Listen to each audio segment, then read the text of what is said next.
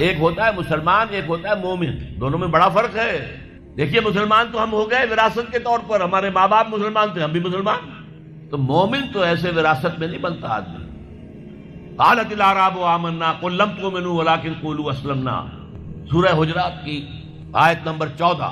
ए नबी, ये बद्दू जो है ये दावा कर रहे हैं कि हम ईमान ले आए। आप इनसे कह दीजिए तुम ईमान हरगिज़ नहीं लाए हो, वलाकिन क़ूलू अस्लमना, यूं कहो कि हम इस्लाम ले आए हैं। वलम्मा यदखुलुल ईमानु फी क़ुलूबिकुम, अभी तक ईमान तुम्हारे दिलों में दाखिल नहीं हुआ।